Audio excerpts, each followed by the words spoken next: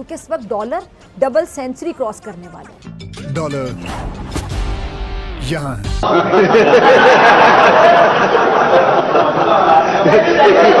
International rating एजेंसियों ने इस मुल्क की आलमी रेटिंग कम कर दी।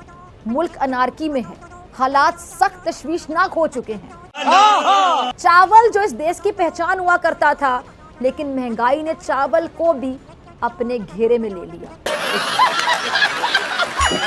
बिजली का तातुल ऐसा है कि तिब्बी अमले को अस्पतालों में टॉर्च जलाकर मरीजों का इलाज करना पड़ा।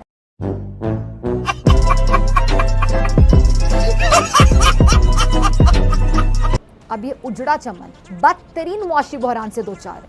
हुकूमत के पास तेल की दरामद के लिए गैर मुल्की करेंसी की किल्लत है। तेल की कमी के बायस बिजली की भी शदीद कमी का सामना है। हुकूमत के खजाने में जो रिजर्व्स हैं उसमें कुछ भी बाकी नहीं बचा।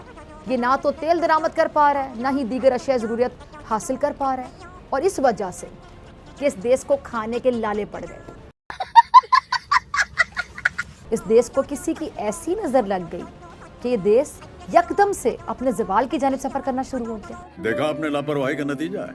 महंगाई ने तूफान बदतमीजी बर्पा कर दी है। मुल्क कर्जों में डूब रहा है। पेट्रोलियम मसनूआत की कीमतों में किसी भी वक्त बदतरीन इजाफे का खदशा दिल दहला रहा है। आपने सबसे पहले घबराना नहीं है।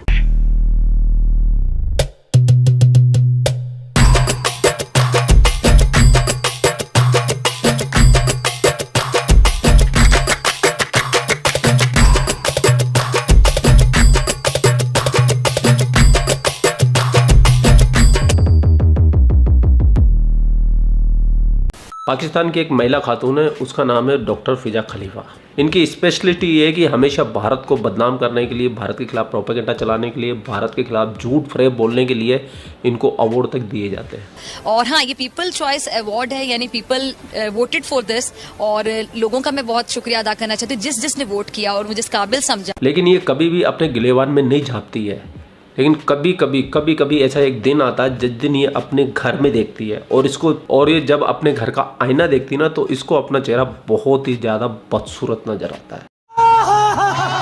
तो पाकिस्तान बर्बादी के डहाने पे पहुंच गया है। $2 200 हो गया है। महंगाई चरम सीमा छू रही है, लेकिन इनकी अकड़ आज तक कम नहीं है। रस्सी जल गई है लेकिन बल नहीं गया। तो आज हमारी प्यारी दुलारी डॉक्टर फिजा खलीफा पाकिस्तान में जो महंगाई का बहरान आया है उसके ऊपर रोती बिलबिलाती हुई बहुत ही ज्यादा क्यूट लग रही है। तो इसकी इस क्यूटनेस का आज आप लीजिए मजा।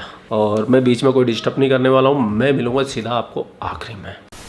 तो मुल्क दिवालिया हो जाता है, शहर उजड़ जाता है, कौम कमज़ोर होकर जड़ से उखड़ जाती है।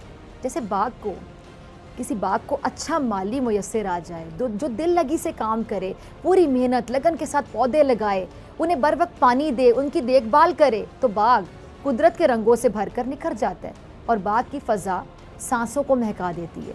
लेकिन जिस बाग का माली बदइंतज़ामी का शिकार हो, मेहनत से जी चुराता हो, तो उसकी नीयत का फतूर पूरे चमन को वीरान कर देता है।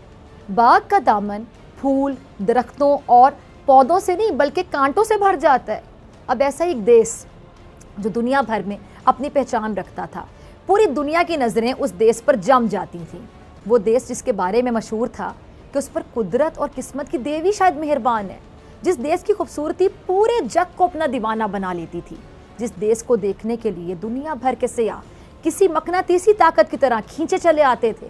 उस देश का जुग्राफिया अपने आप में एक जिंदा मिसाल हुआ करता था। गहरी बंदरगाहें जिसमें हर वक्त तिजारत की रौनक लगी रहती थी, जिसमें हर सू कारोबार की चमक दमक नजर आती थी।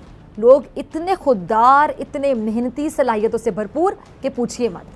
ये देश खेल के मैदान में बहुत सरगर्म नजर आता था और उसने वर्ल्ड कप में भी अपना नाम बनाया, वर्ल्ड कप भी अपने नाम किया था। लेकिन शायद इस देश को किसी की ऐसी नज़र लग गई कि ये देश यकदम से अपने ज़वाल की जानिब सफ़र करना शुरू हो गया। और इस ज़वाल की वजह वो करप्ट हुक्मरान ख़ानदान था जिसने 2 दहाइयों तक उस मुल्क पर हुक्मरानी की, लेकिन उसके बावजूद वो मुल्क को तरक्की की शाहराह पर गामजन करने की बजाय इसको इस कदर तबाही के दहाने पे ले आया कि उस देश की मईशत ने खुद ही हाथ खड़े कर दिए।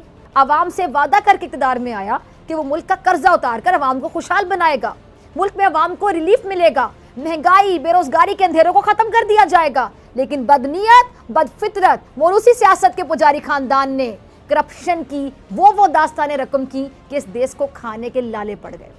अब ये उजड़ा चमन बदतरीन मुआशी बहरान से दो चार है। हुकूमत के पास तेल की दरामद के लिए गैर मुल्की करेंसी की किल्लत है। तेल की कमी के बायस बिजली की भी शदीद कमी का सामना है। हुकूमत के खजाने में जो रिजर्व्स हैं उसमें कुछ भी बाकी नहीं बचा।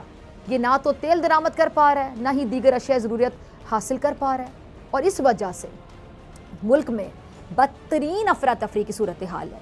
महंगाई का सुनामी आवाम को गर्क करता चला जा रहा है। बिजली का तातुल ऐसा है कि तिब्बी अमले को अस्पतालों में टॉर्च जलाकर मरीजों का इलाज करना पड़ रहा है, वो भी ऐसे हालात में कि बहुत सी अद्वियात जो दरामद होती थी अब दस्तयाब ही नहीं है। चावल जो इस देश की पहचान हुआ करता था, लेकिन महंगाई ने चावल को भी अपने घेरे में ले लिया, और इसी का असर है कि चावल 93% तक महंगे हो गए। इस देश के रुपए की कदर में शदीद तरीन कमी हो चुकी है। इस देश का एक और सर का दर्द $7 अरब से ज़ायद का कर्ज है जो इसे इस साल देना है। और मुआशी माहिरीन क्या बताते हैं कि हुकूमती बद इंतज़ामी, नाकाबिले बर्दाश्त कर्जे और टैक्सों में कटौतियों ने बहरान को मजीद संगीन कर दिया। इंटरनेशनल रेटिंग एजेंसियों ने इस मुल्क की आलमी रेटिंग कम कर दी।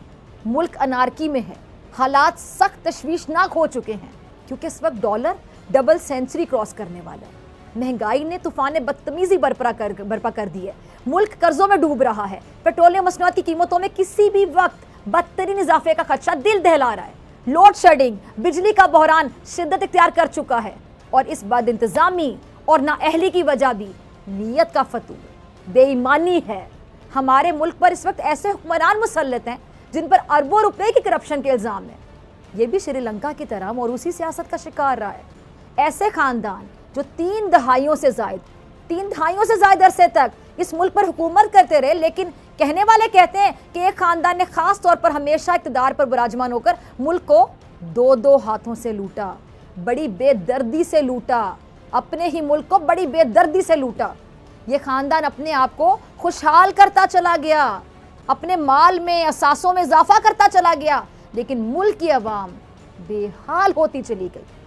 इस हुक्मरान टोले ने भी रजीम चेंज में सहूलतकारी करके ज़बरदस्ती की हुकूमत हासिल की, और तब से अब तक मुल्क दिवालिया होने की तरफ तेज़ी से बढ़ रहा है।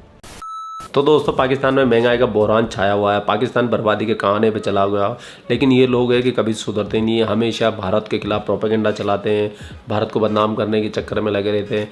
कल परसों इसने एक प्रोग्राम किया था भारत के ऊपर, जिसमें अनाप शनाप अन शन जो भी मुंह में आया वो सब बका इसने भारत के खिलाफ, मोदी के खिलाफ, भारत के खिलाफ, हिंदू के खिलाफ। इसके वहाँ पे 2 सरदार जी को कत्ल हो जाता, लेकिन बंदे की जुबान है खुल जाए कतई नहीं।